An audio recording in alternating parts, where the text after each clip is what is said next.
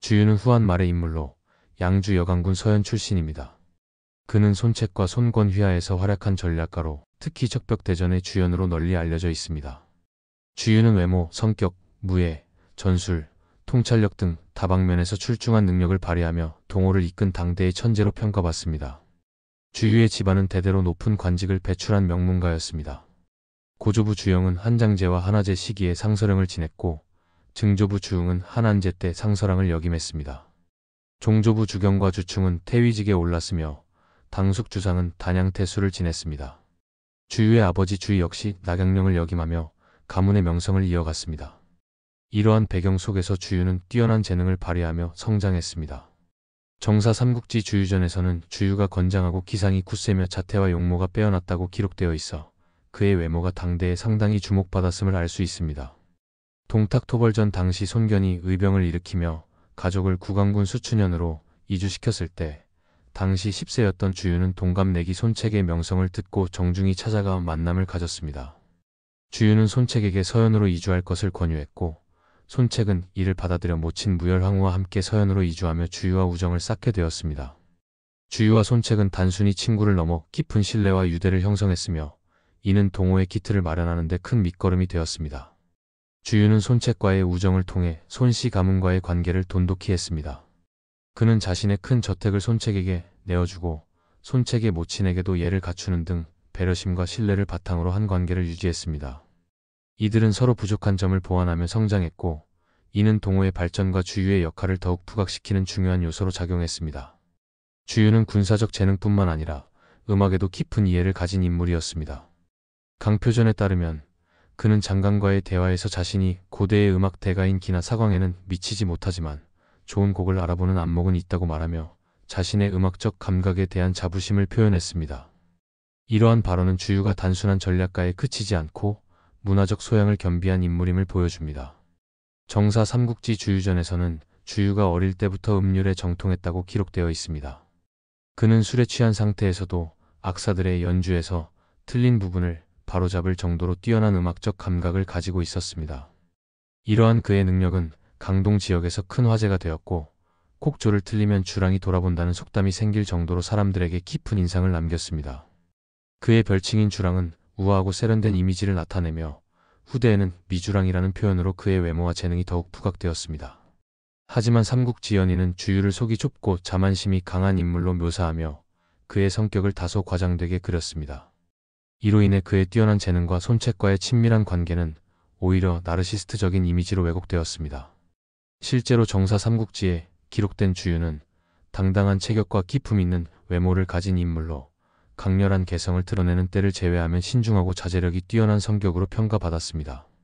그는 음악적 감각뿐 아니라 주변 사람들을 배려하고 존중하는 모습을 보여 많은 이들에게 신뢰를 얻었습니다. 주유의 음악적 감각은 단순한 취미를 넘어 그의 다재다능함을 상징하는 중요한 요소였습니다. 그는 음악을 통해 자신의 개성과 감각을 드러내는 동시에 사람들에게 깊은 인상을 남기며 동호의 중요한 리더로 자리 잡았습니다. 그의 재능은 군사와 정치뿐 아니라 문화적 영역에서도 빛을 발하며 삼국지 역사 속에서 독특한 매력을 더하는 데 기여했습니다. 이러한 다방면의 재능은 주유를 단순한 전략가 이상의 인물로 기억하게 하는 중요한 이유가 됩니다. 손책은 아버지 손견이 죽은 후 원술휘하로 들어가 활동을 시작했습니다. 원술군과 유효군 간의 전쟁이 발발하자 손책은 병사를 이끌고 강동으로 진군했고 이 과정에서 주유와 다시 인연을 맺게 됩니다. 당시 주유는 숙부인 단양태수 주상을 방문하러 단양군으로 갔고 마침 역양에 있던 손책으로부터 편지를 받았습니다. 주유는 자신의 병사를 이끌고 손책에게 합류해 유효와의 전투에서 손책을 도왔으며 손책은 왕랑이 주둔하고 있는 회계로 진격하면서 주유에게 단양군의 방어를 맡겼습니다. 주유의 숙부인 주상은 원술이 임명한 단양태수로 보입니다. 이는 193년에 한나라 정부가 임명했던 단양태수 주은이 원술에 의해 축출되었다는 기록에서 확인할 수 있습니다. 또한 영웅기에 따르면 원술의 지원을 받은 양주자사 진우가 조조에게 패배한 후 원술과 갈등을 빚다 축출된 사례를 통해 원술의 영향력이 연암군과 양주 일부 지역에 걸쳐 있었다는 것을 알 수 있습니다. 주유와 손책이 구강군으로 이주했던 배경도 이러한 원술의 세력권과 관련이 있는 것으로 보입니다. 주유의 숙부 주상은 반동탁 연합 당시 원술과 협력했으며 이후 원소와 조조의 연합에 밀려 양주로 피신한 원술에게서 단양태수의 직위를 받았을 가능성이 높습니다.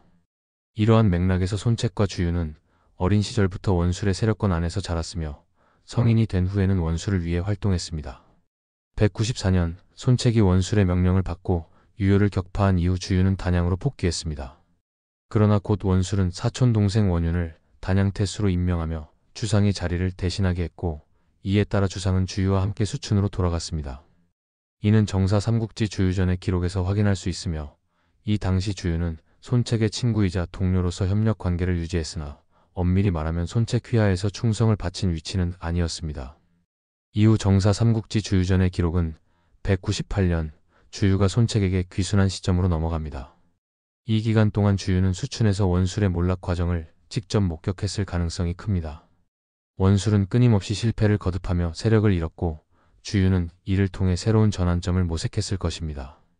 이 시점에서 주유의 선택은 그의 향후 행보에 중요한 영향을 미쳤습니다. 정사 삼국지 주유전에 따르면 주유가 수춘으로 돌아오자 원술은 그를 부장으로 임명하여 가까이 두려 했습니다. 그러나 주유는 원술 휘하에서는 더 이상 성취할 것이 없다고 판단하고 강동으로 가기를 결심했습니다. 이에 주유는 원술에게 거소연의 장으로 임명해 줄 것을 요청했고, 원술은 이를 받아들였습니다. 주유는 거소연으로 이동한 후 곧바로 강남으로 가 손책에게 귀순했습니다. 이 일이 일어난 시점은 198년으로 손책은 직접 나와 주유를 맞이하며 그를 건의 중랑장으로 임명했습니다. 동시에 2000명의 병사와 50필의 말을 주유에게 맡기며 그의 역할을 명확히 했습니다. 주유와 손책의 관계는 단순한 동료를 넘어선 깊은 신뢰와 우정으로 묘사됩니다. 손책전의 주석 강표전에서는 이들을 단금지교로 표현하며, 이는 두 사람의 우정이 매우 끈끈하고 견고했음을 나타냅니다.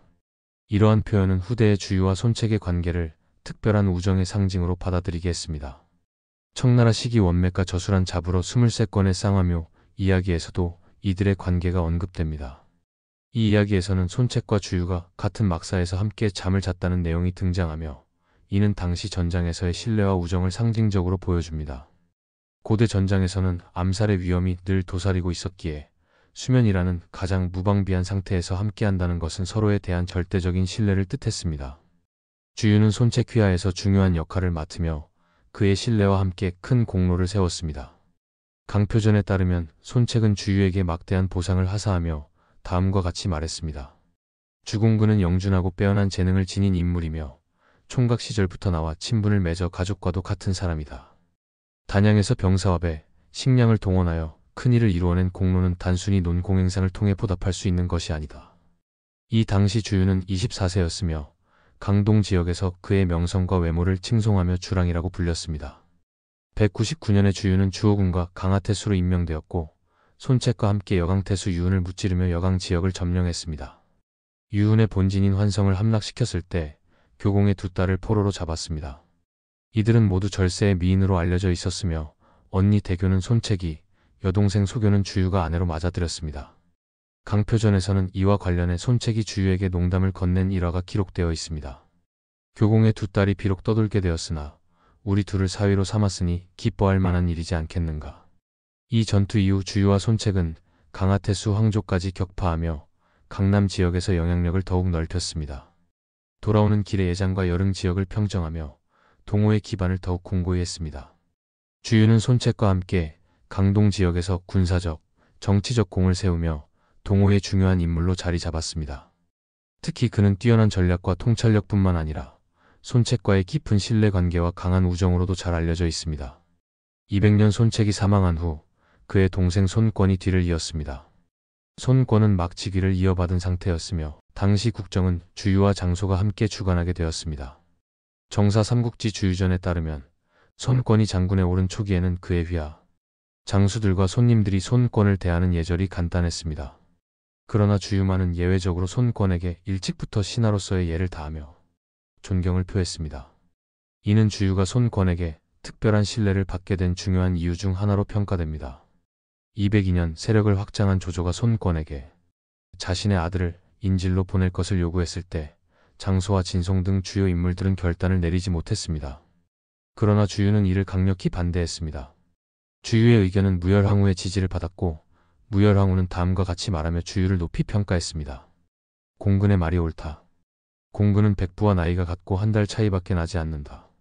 나는 그를 아들과 같이 여기니 너는 그를 형으로 섬겨라. 이로 인해 손권은 주유를 형과 같은 존재로 받들며 특별히 신뢰를 보였습니다. 이는 주유가 손권 휘하에서 국정을 이끄는 중요한 위치를 차지하게 되는 계기가 되었습니다. 206년 주유는 손유 등을 통솔해 마둔과 보든을 공격하며 그 우두머리를 참수하고 포로 1만여 명을 잡아오는 성과를 거두었습니다. 또한 황조가 등룡을 보내 시상현을 공격하자 주유는 이를 격파하며 등룡을 사로잡아 오로 압송했습니다. 이로써 주유는 강남 지역에서 동호의 군사적 입지를 더욱 공고히 했습니다. 208년 손권은 강하의 황조를 토벌하기 위해 주유를 전부대독으로 임명했습니다. 이는 주유가 동호 군대 전체를 지휘하는 책임을 맡게 되었음을 의미하며 그가 손권 휘하에서 얼마나 중요한 역할을 맡았는지를 잘 보여줍니다. 형주의 유종이 조조에게 항복하면서 수십만의 병력을 얻게 된 조조는 강동을 정복하기 위해 눈을 돌렸습니다. 정사 삼국지 5주전의 주석으로 달린 강표전에 따르면 조조는 손권에게 편지를 보내 자신의 의도를 알렸습니다. 편지에는 유종이 항복해 수군 80만을 단련하였으니 이제 옷땅에서 손장군과 자용을 겨루고자 한다는 내용이 담겨 있었습니다. 이 편지를 받은 손권은 이를 신하들에게 보여주었고 신하들은 조조의 위세에 두려움을 느껴 얼굴빛이 달라졌습니다. 손권은 신하들을 불러 회의를 소집했으나 대부분의 신하들이 조조에게 항복해야 한다고 주장했습니다. 그 이유는 세 가지로 요약됩니다. 첫째, 조조는 황제를 옹립하여 명분을 갖추고 있는 강력한 세력이라는 점. 둘째, 강동의 주요 방어선인 장강이 형주를 장악한 조조로 인해 무의미해졌다는 점. 셋째, 조조가 유표의 몽충 1천척과 잘 훈련된 수군을 확보해 강동의 수군을 압도한다는 점이었습니다. 특히 손권이 신뢰하던 장소를 포함해 주요 신하들마저 항복을 권하자 손권은 불편한 기색을 감추지 못했습니다. 이때 노숙만이 조조에게 맞서 싸울 것을 주장하며 손권에게 파양에 주둔하고 있는 주유를 불러들일 것을 건의했습니다.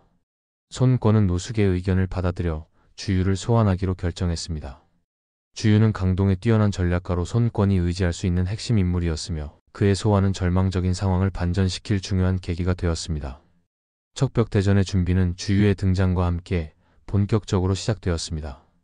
파양에서 도착한 주유는 손권 앞에서 조조와 싸워야 한다고 강력히 주장하며 조조를 이길 수 있는 여러 이유를 제시했습니다.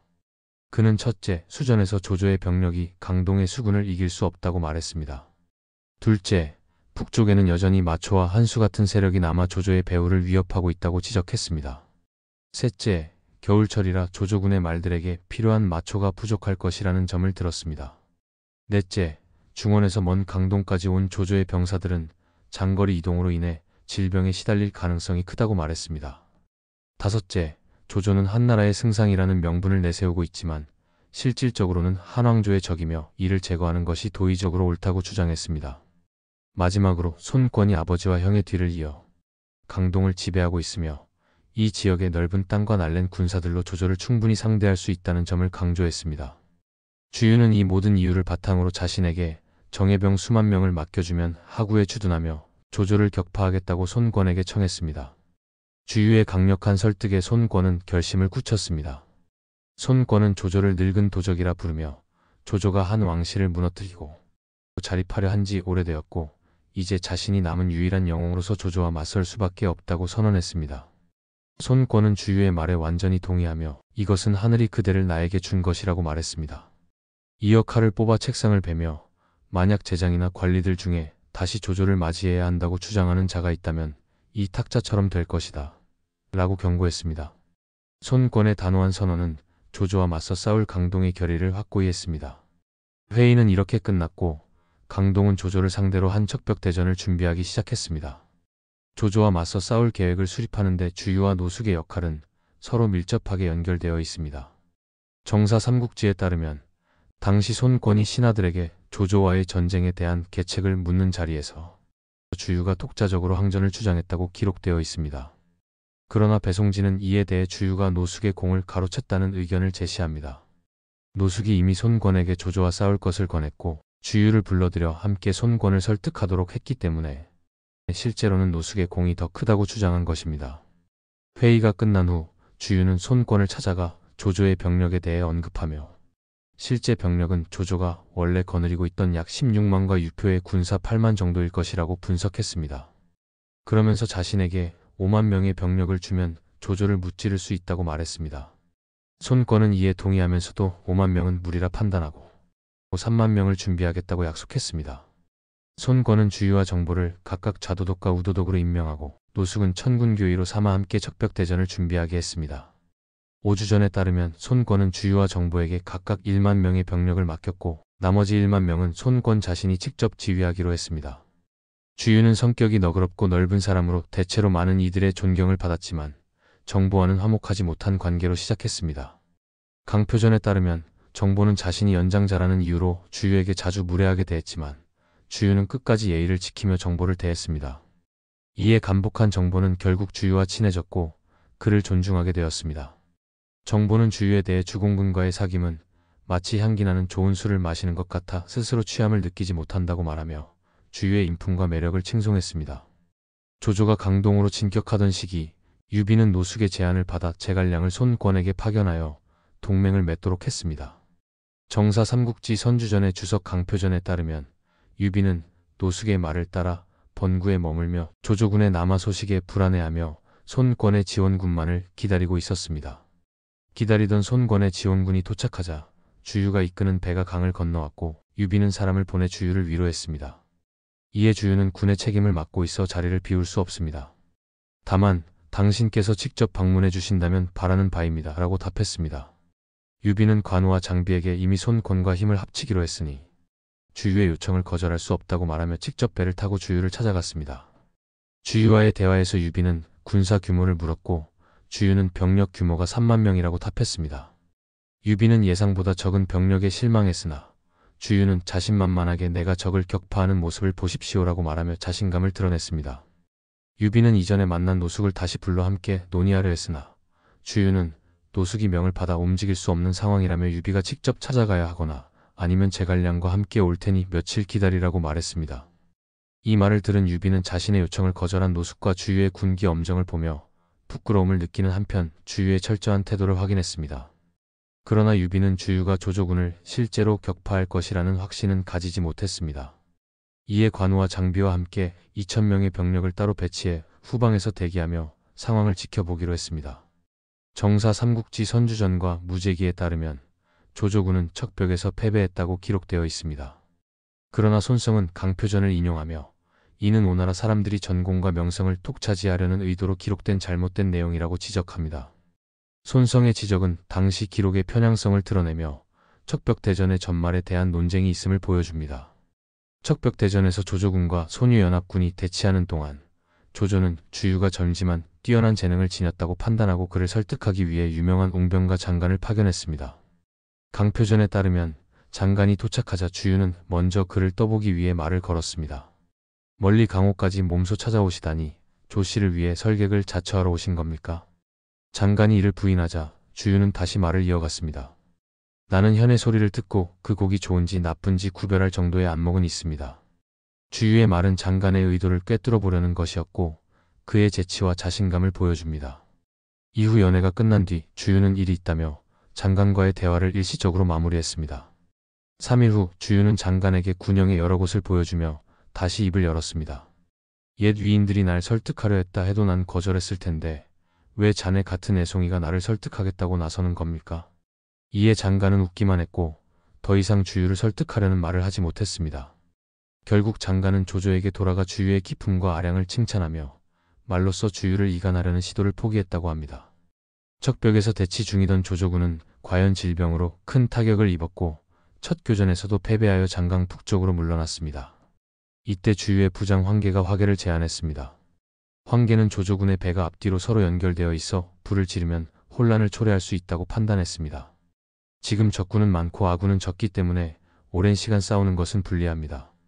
그러나 제가 보기에 조조군의 배는 앞뒤가 서로 이어져 있으므로 불을 질러 달아나게 할 수 있습니다. 주유는 이 계책을 받아들였고 몽충과 투함 수십 척의 풀을 가득 싣고 그 위에 기름을 부은 후 휘장으로 덮어 위장했습니다. 주유는 조조에게 황계가 항복할 것이라는 내용의 편지를 보내 계책을 진행했습니다.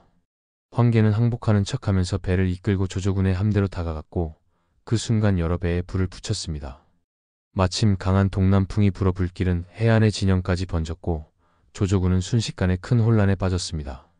불길과 연기가 하늘을 뒤덮었으며 불에 타거나 익사한 병사와 말의 수는 헤아릴 수 없을 정도였습니다. 조조군이 무너진 틈을 타 유비와 주유는 병력을 합쳐 조조군을 추격하고 그들의 주선을 불태웠습니다.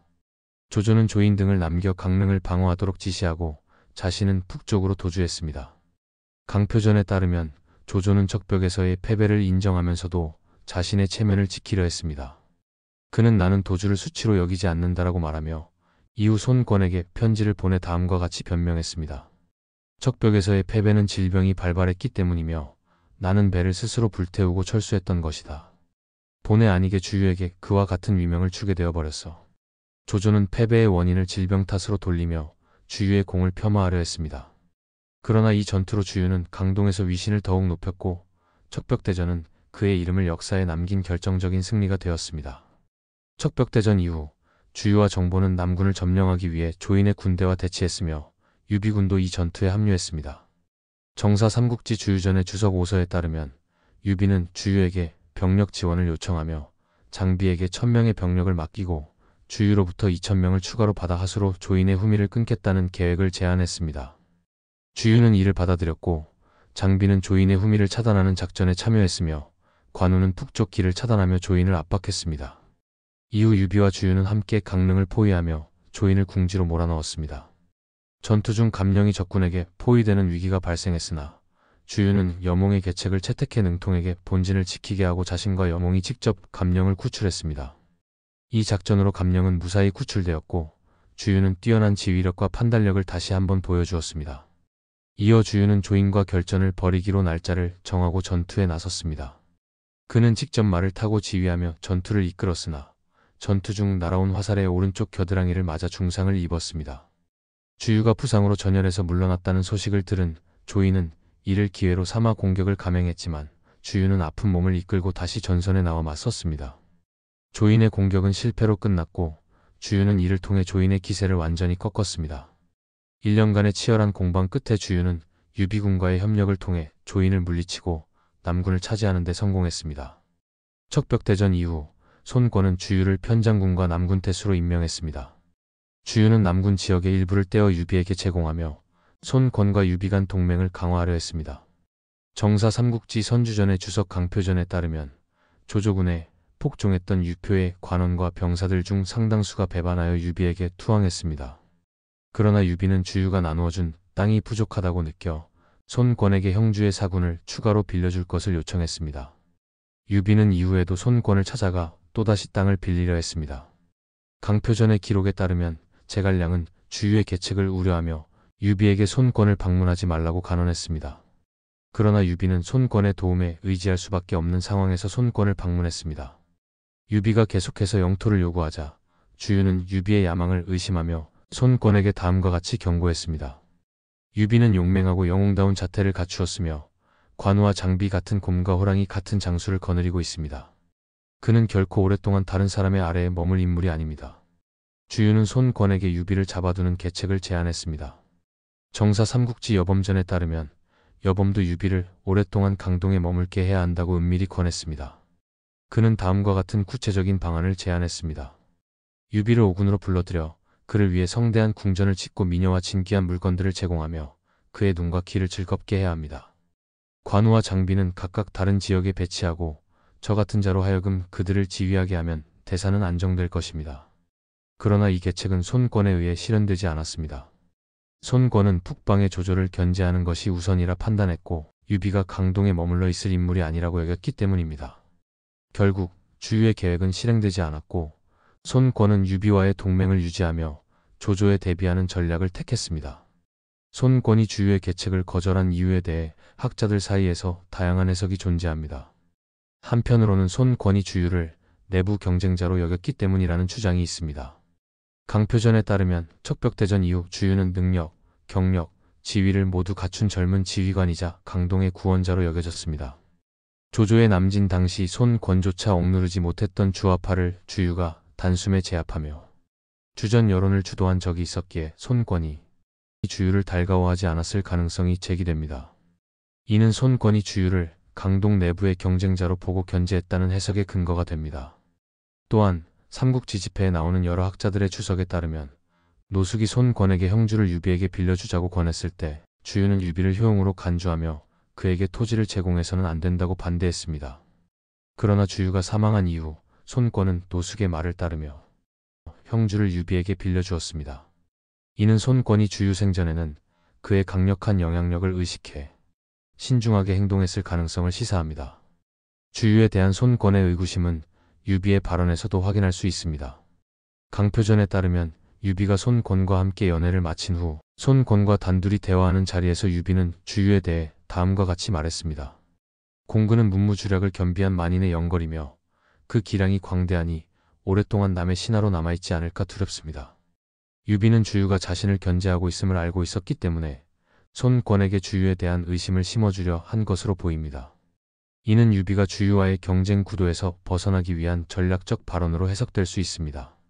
이후 유비는 과거 주유 휘하에 있었던 방통으로부터 주유가 자신을 묶어두려 했다는 이야기를 듣고 안도하며 말했습니다. 하마터면 주유의 손을 벗어나지 못할 뻔했소. 천하에 지모 있는 선비들은 대체로 같은 생각을 가지는 법이오. 공명이 그때 나를 만류했던 것은 이 일을 염려했던 것이었소. 이 발언은 유비가 주유의 계책과 손권의 태도를 의식하며 긴장을 늦추지 않았음을 보여줍니다. 주유와 유비, 그리고 손권 간의 관계는 동맹이라는 틀 안에서도 서로의 의도를 조심스럽게 살피며 견제하는 복잡한 정치적 역학을 반영하고 있습니다. 주유는 말년에 촉을 점령하여 동호의 세력을 확대하려는 계획을 세웠습니다. 당시 장로가 유장의 익주를 약탈하자 주유는 이를 기회로 보고 손권에게 촉을 취할 것을 제안하며 승낙을 받았습니다. 이 계획은 주유가 구상한 천하의 분직의 일환이었습니다. 그는 손권에게 다음과 같이 말했습니다. 저는 분이 장군과 함께 촉을 취하러 나가기를 원합니다. 촉을 얻고 장로를 병합한 후 분이 장군을 남겨 그 땅을 단단히 지키도록 한다면 마초와 동맹 관계를 맺을 수 있을 것입니다. 저는 돌아와 장군과 함께 양양을 점거하여 조조를 추격한다면 북방도 도모할 수 있습니다. 주유가 제시한 전략은 촉을 점령하고 이를 기반으로 한중의 장로를 병합하며 마초와 동맹을 맺은 후 양양을 공격하여 조조와의 전면전을 준비하겠다는 것이었습니다. 이 계획에서 보이듯 주유는 단순히 강동을 방어하는 것에 그치지 않고 천하통일이라는 큰 목표를 염두에 두고 있었습니다. 강릉으로 돌아온 주유는 서천 정벌을 준비하며 병력을 조련했으나 병에 걸리면서 계획을 실행에 옮기지 못했습니다. 주유는 병세가 심각해진 상태에서도 행장을 꾸려 강릉을 출발했지만 끝내 파구에 이르러 숨을 거두었습니다. 주유의 죽음에 대한 기록은 삼국지연의에서 묘사된 이야기와는 큰 차이가 있습니다. 그는 제갈량에 대한 열등감으로 인해 화병으로 사망한 것이 아니며 그 유명한 유언인 하늘은 어찌 주유를 낳고 또 제갈량을 낳았는가도 사실이 아닙니다. 주유의 실제 유언은 다음과 같습니다. 길고 짧은 것이 인생이니 진실로 애석해 할 거리도 못 됩니다. 다만 제 작은 뜻을 펼치지 못하고 주군의 명을 다시는 받지 못함이 한스러울 따름입니다. 이어 그는 후임으로 노숙을 추천하며 손권에게 다음과 같은 조언을 남겼습니다. 현재 조조와 적대하고 유비는 가까이 공안에 있으며 변방 지역과 가까이 있어 백성들은 아직 귀해하지 않았으니 훌륭한 장수를 얻어 이를 직무해야만 합니다. 노숙은 지혜와 지략이 있어 이 일을 맡기에 충분하니 저를 대신하도록 해주십시오. 제가 죽은 그 당일이라도 걱정할 일이 없을 것입니다. 노숙전의 주석 강표전에 따르면 주유는 병중에 보낸 편지에서 유비에 대해 경계심을 나타내며 다음과 같은 뉘앙스를 남겼습니다. 지금 조공은 북방에 있고 유비는 형주에 머물며 마치 범을 기르는 형세입니다. 천하의 일이 어떻게 결말이 날지 알 수 없으니 이는 지존의 근심을 풀어드릴 시점일 것입니다. 주유는 35세라는 젊은 나이에 사망하며 동호에서 요절한 주요 인물의 첫 사례가 되었습니다. 그는 손책과 함께 강동의 기반을 다지며 이름을 떨쳤으나 손책이 암살 시도로 화살 부상을 입고 치료를 거부해 사망한 것처럼 주유 역시 남군 공방전 당시 입었던 화살 부상이 악화된 것이 죽음의 원인 중 하나로 추정됩니다. 또한 동호 지역의 기후와 병균 등 환경적 요인도 그의 건강에 영향을 미쳤을 가능성이 제기됩니다. 손권은 주유의 죽음을 매우 슬퍼하며 소복을 입고 애도했습니다. 주유의 영구가 강동으로 돌아오자 손권은 무호로 가서 직접 맞이했고 고인이 된 주유와 정보의 가문을 배려해 그들의 집안 손님들에게 부세와 요역을 면제해 주라는 명령을 내렸습니다. 이러한 조치는 손권이 주유를 얼마나 신뢰하고 아꼈는지를 잘 보여줍니다. 주유가 젊은 나이에 요절하자 손권은 깊은 슬픔에 잠겼습니다. 그는 눈물을 흘리며 다음과 같이 말했다고 전해집니다. 공군은 왕자의 자질을 가지고 있었는데 지금 호련히 생명이 다했다. 나는 무엇을 의지하면 좋단 말인가? 주유의 죽음 이후 손권이 황제로 즉위한 뒤에도 그는 주유를 떠올리며 이렇게 해고했습니다. 주공군이 없었다면 나는 제왕이 될 수 없었을 것이다. 주유의 죽음은 동호의 치명적인 손실로 평가받습니다. 주유는 손권의 핵심 참모이자 강동의 확장주의 정책을 지지하던 가장 강력한 인물이었습니다. 그의 요절로 인해 동호 내부에는 대규모 확장이나 적극적인 접전을 꺼리는 안전주의적 분위기가 더욱 확산되었습니다. 주유가 생전에 추진했던 천하의 분지계와 같은 적극적인 팽창 정책도 그의 죽음 이후 실현되지 못했고, 동호는 위와 촉 사이에서 적당히 중립을 유지하며 상황에 따라 편을 바꾸는 소극적 외교 전략으로 전환되었습니다. 이러한 변화는 동호의 정치적, 군사적 방향성을 크게 바꾸는 계기가 되었습니다. 주유의 장지는 그의 고향인 하피성 인근 여강에 마련되었습니다. 그는 뛰어난 재능과 야망을 지닌 전략가로 손권과 동호의 기반을 다지는 데 큰 공헌을 했으며 짧은 생애에도 불구하고 강동 역사에 깊은 흔적을 남겼습니다. 그의 죽음은 동호의 지도부와 군사 전략에 커다란 공백을 남겼으며 이후 동호의 정책 변화에 결정적인 영향을 미쳤습니다. 삼국지연의에서 주유는 뛰어난 외모와 재능을 가진 인물로 그려지며 미주랑이라는 별명으로 불립니다. 이 별명은 주유의 빼어난 외모와 기품을 부각시키기 위해 추가된 설정으로 연의에서 그를 더욱 매력적인 인물로 묘사하는 데 중요한 역할을 합니다. 연의에서 주유는 제갈량과 자주 비교되며 특히 두 사람의 대립 구도가 부각됩니다. 주유가 척벽대전 이후 제갈량의 재능을 의식하며 탄식하는 대사는 매우 유명합니다. 기생유 하생양 하늘은 이미 주유를 낳았는데 어찌하여 또 제갈량을 낳았단 말인가. 이 대사는 주유가 제갈량과의 비교에서 느낀 열등감을 드러내는 장면으로 삼국지연의에서 그의 인간적인 면모를 강조하는 요소 중 하나입니다. 그러나 이는 실제 역사와는 다른 허구적인 설정으로 정사에서는 주유가 제갈량에게 열등감을 느꼈다는 기록은 없습니다. 또한 주유는 연의에서 자신의 포부와 대장부로서의 삶을 노래하며 다음과 같은 시를 읊는 장면도 등장합니다. 장부가 대장부 세상을 사는 것은 공명을 세우기 위함이요, 공명을 세우는 것은 평생의 위로가 되리. 평생의 위로가 되면 내 장차 취하리로다. 내 장차 취하여 미친 듯 노래 부르리. 이 시는 연의에서 주유가 자신의 야망과 대장부로서의 기계를 표현하는 장면으로 그의 내면 세계를 잘 보여줍니다. 또 다른 연의의 창작 요소는 손책의 유언입니다. 연의에서는 손책이 죽기 전 안에 잃은 장소에게 묻고 밖에 잃은 주유에게 물으라고 유언하며 주유를 신뢰하는 모습을 강조합니다. 이는 정사에서 손책에 묻힌 무열항우가 동습에게 아는 장소에게 밖은 자신에게 맡기라고 물었던 장면을 변형한 것으로 연의는 주유의 비중을 강화하기 위해 이 설정을 추가한 것으로 보입니다. 삼국지연의에서 주유는 정사와는 다르게 여러 허구적인 설정과 극적인 대립 구조로 묘사됩니다. 정사에서는 주유가 조조와의 전쟁을 곧바로 주장했지만 연의에서는 처음에 화전론과 부전론 양측의 의견을 신중히 듣고 결정을 보류하는 인물로 등장합니다. 이 과정에서 노숙의 소개로 제갈량을 만나게 되고 제갈량은 조조의 위세를 강조하며 동작대부의 시를 빗대어 조조가 이교 자매를 원한다고 언급합니다. 이를 계기로 주유는 감정을 억누르지 못하고 항전을 결심합니다. 이는 연의에서 주유가 감정적이고 충동적인 인물로 묘사되는 대표적인 장면입니다. 척벽대전에서 주유는 강동군의 총지휘관으로 등장하지만 연의에서는 내부 갈등과 대립이 강조됩니다. 손가의 가신으로 오래 일한 정보는 주유가 대도독으로 임명된 것에 불만을 품고 병을 핑계로 아들 정자를 대신 보냅니다. 이를 눈치챈 주유는 정보의 행동을 문제 삼기보다는 몸이 불편하신 것은 참으로 안 된 일이지만 장자를 대신 보내신 것은 충신의 행위라 할 만하다고 칭찬하며 이를 품습니다. 이후 정자의 태도를 들은 정보는 자신의 잘못을 깨닫고 주유에게 사죄하며 화해합니다. 이 일화는 연의에서 추가된 내용으로 주유의 포용력과 리더십을 보여주는 장면으로 묘사됩니다. 또한 연의에서는 정사와 달리 주유가 대도독, 정보가 부도독으로 설정되며 정보의 지위가 낮아졌습니다. 척벽대전에서도 정보보다는 황계의 활약이 더욱 부각되며 정사에 기록된 주유와 정보의 공동지휘 체제는 연의에서 축소되거나 왜곡되었습니다. 연의에서 주유와 제갈량의 대립은 가장 두드러지는 왜곡 중 하나입니다. 정사에서는 주유와 제갈량이 거의 만나지 않았고 대립보다는 각자의 전략적 역할을 수행한 것으로 기록되어 있습니다. 그러나 연의에서는 주유가 제갈량을 질투하고 시기하며 유비 세력을 방해하려는 악력으로 그려집니다. 주유가 유비를 붙잡아두려 했던 의도를 제갈량이 간파하는 장면을 극적으로 부각시키며 두 사람 간의 긴장감을 강조합니다.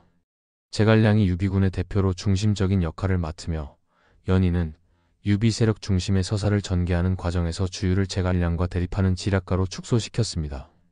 정사에서는 주유가 손권의 걱정을 덜어주기 위해 조조의 100만 대군은 허풍에 불과하다고 격려한 반면 연희에서는 이 역할이 제갈량의 권유로 변경됩니다. 연희는 이 장면을 통해 제갈량이 손권의 심리를 주유보다 더 잘 파악하는 인물로 그리며 주유가 이에 부담감을 느껴 제갈량을 제거하려는 암살 작전을 시작하는 계기로 설정합니다. 초기에는 노숙의 만류와 제갈근을 이용한 포섭 시도가 있었지만 제갈량이 이를 간파하고 오히려 제갈근을 역포섭하려 시도하며 실패로 끝납니다. 제갈근이 주유에게 제갈량에게는 그의 주군이 있고 저에게는 저의 주군이 있습니다 라고 말하며 충성심을 보여주자 주유는 이를 받아들이는 척하면서도 제갈량 암살 계획을 이어갑니다. 주유는 제갈량에게 조조의 군량고를 습격하라고 명령하며 적은 병력만 제공하여 사지로 몰아넣으려 합니다. 그러나 이를 알아챈 제갈량은 노숙에게 육상전은 내 전문이고 수상전은 주유의 전문이지만 나는 둘 다 가능한 올라운더라며 자신감을 드러냅니다. 노숙은 제갈량의 말을 전하며 주유의 계획을 알지 못한 채 혼란에 빠지고 제갈량은 이를 계기로 주유가 직접 군량고를 습격하도록 유도합니다. 주유는 제갈량의 충고를 무시하고 조조의 군량고를 공격하려 했으나 제갈량이 조조는 군량 방비에 철저한 인물인데 함부로 움직였다간 병사만 잃을 것이라며 만류합니다. 이로 인해 주유는 분노를 참지 못하고 격분합니다. 결국 주유는 제갈량에서 유비로 목표를 바꿔 회의에 유비를 초청하며 암살을 계획합니다. 제갈량은 이 초청이 함정임을 알아차렸지만 유비의 호의가 관우였기에 주유는 암살 계획을 포기해야 했습니다. 관우가 주유의 의도를 간파하고 유비에게 철수를 제안하자 주유는 어쩔 수 없이 유비를 무사히 떠나보냅니다. 분노한 주유는 조조군 사자의 목을 베며 화풀이하고 이어 조조군 측수군을 박살내며 분노를 표출합니다. 삼국지연의에서 주유의 행동은 정사와는 다르게 극적인 서사와 갈등 구조로 더욱 부각됩니다. 조조는 동호에 가까운 형주 출신으로 수군 경험이 있는 채모와 장윤을 불러 수군을 육성하려 합니다. 이를 알게 된 주유는 친구라는 명목으로 자신을 설득하러 온 장관을 이용해 원격으로 채모와 장윤을 베어버립니다. 이 과정에서 주유는 술잔치에서 건물을 추며 장부가를 부르는데 이는 장관을 속이기 위한 계책의 일부입니다. 그러나 제갈량이 이 계책마저 간파하자 주유는 분노하며 10일 안에 화살 10만 개를 만들라는 요구를 제갈량에게 내놓습니다. 제갈량은 이를 멋지게 해내며 주유를 더욱 당황하게 만들었고 결국 주유는 제갈량과 진심으로 협력해 합동전선을 펼칩니다. 이어 채중과 채화가 조조의 간첩으로 주유를 속이려 하지만 주유는 이를 알고도 속아 넘어간 척하며 감령에게 감시를 맡깁니다. 제갈량 또한 이 상황을 알고 있었으나 주유의 입장을 고려해 노숙에게만 이를 조심스럽게 알렸습니다. 이는 동호와 유비 세력이 서로 배려하며 협력하는 모습을 보여주기 위한 연희의 설정입니다. 정사에서는 황계가 먼저 화공과 사양계를 제안했고 주유가 이를 받아들였습니다. 그러나 연희에서는 제갈량이 자신을 계속 죽이려다 결국 포기한 주유를 배려해 둘이 같은 계략을 떠올렸다는 설정으로 각색되었습니다. 이 장면에서 주유와 제갈량이 각자 손바닥에 불화자를 적어 같은 생각을 했음을 확인하며 동맹의 의지를 다지는 모습이 강조됩니다. 한편 황계는 주유의 화공 계책을 모르고 있다가 나름대로 생각한 화공을 제안합니다. 이후 주유는 연한계의 일환으로 조조에게 항복할 구실을 만들기 위해 황계가 스스로 고육치계를 자청하도록 계략을 세웁니다. 주유는 장기전을 방침으로 명령하고 황계가 이에 항명하며 험한 말이 오간 끝에 황계는 곤장 50대를 맞습니다. 감령은 황계를 옹호하다가 함께 벌을 받았지만 사실은 연한계를 간파하고 있었으며 연극처럼 행동하며 상황을 조율했습니다. 감택이 감령에게 억울하지 않냐고 묻자 감령은 그저 미소만 지으며 답하지 않았고 이를 본 채중과 채화가 자신들이 간첩임을 자백하게 됩니다. 제갈량은 이 모든 상황을 알고 있었으나 주유의 계책을 방해하지 않고 대신 노숙에게 연한계임을 설명하며 자신은 모르는 일이라며 입단속을 시켰습니다. 노숙이 주유에게 이 내용을 전하며 공명도 공께서 과했다 생각한다고 말하자 주유는 제갈량조차 모르는 계책이라면 반드시 성공하겠다며 기뻐합니다. 이를 본 노숙은 주유의 모습이 안쓰럽다며 말없이 바라보는 장면이 나옵니다. 이 장면은 다소 희극적으로 주유를 폄하하는 방식으로 묘사되어 연희에서 주유가 제갈량의 상대가 되지 못하는 인물로 그려진 대표적인 사례 중 하나입니다. 주유는 황계와 감택의 협력을 받아 연한계를 완성합니다. 감택은 스스로 조조에게 황계의 항복 편지를 전달하고 이를 의심한 조조를 설득하기 위해 장간이 다시 나섭니다. 주유는 장간을 일부러 경로하며 감금한 뒤 방통에게 장간의 탈출을 돕도록 지시하여 조조가 황계의 항복을 믿도록 만듭니다. 이 과정에서 감택, 황계, 감령이 거짓 투항 계획을 세워 간첩 채중과 채화를 속이고 조조는 이를 믿고 배를 연결해 연안계를 완성하게 됩니다. 그러나 주유는 전쟁 준비 중 바람의 방향이 맞지 않다는 사실을 깨닫고 고민에 빠집니다. 이때 부러진 깃대에 맞아 부상을 입고 몸져눕게 되는데 이를 본 제갈량이 문병을 와서 동남풍을 이용한 계책을 제안합니다. 주유는 전쟁의 승리를 위해 이를 받아들여 제갈량의 재단 건설과 동남풍을 빌기 위한 의식을 지원합니다. 이후 동남풍이 불어 화공이 성공하지만 주유는 제갈량을 제거하려고 서성과 정봉을 보내 암살을 시도합니다. 그러나 제갈량은 이를 예견하고 유비의 도움으로 동호를 떠나 무사히 탈출합니다. 척벽대전 이후 연희에서는 주유가 유비 세력에게 계속해서 속아 넘어가며 고군분투하는 모습이 부각됩니다.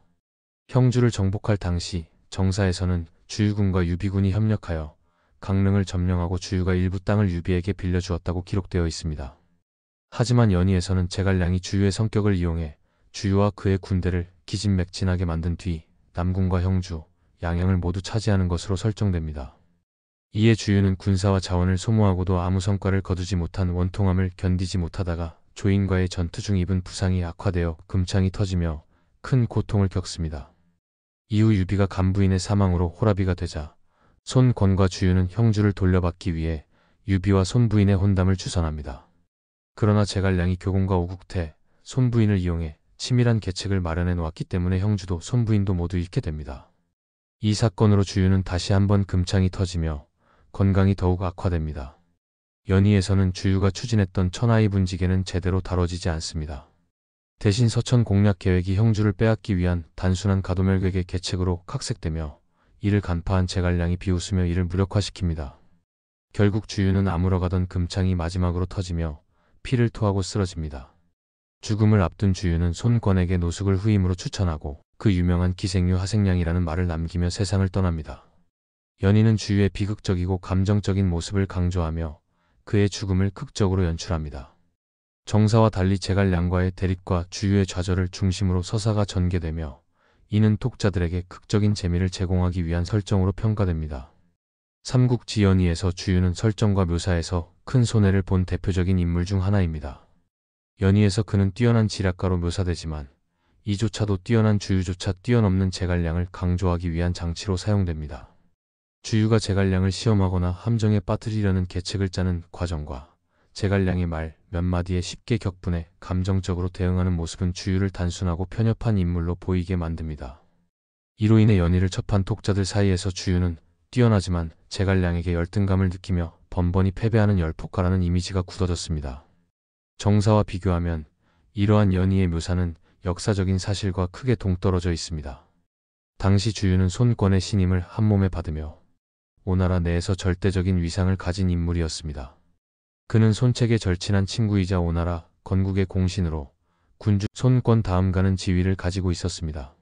손권의 모친 무열황후조차 주유를 친형처럼 대하라고 지시했을 정도로 그의 위상은 높았습니다. 또한 군주 교체라는 민감한 시기에 손권의 권력이 안정적으로 계승될 수 있도록 큰 역할을 했습니다. 인격적으로도 연희에서 묘사된 것과 달리 주유는 대인배로서의 면모를 보였습니다. 그는 정사에서 유비군에 강릉 땅을 내주는 것을 노숙과 함께 주도할 만큼 관대하고 큰 그림을 볼 줄 아는 전략가였습니다. 그의 지휘 능력은 단순히 전술적 성공에 그치지 않고 장기적인 전략과 전체적인 전쟁의 흐름을 이해하는 탁월한 안목을 기반으로 한 것이었습니다.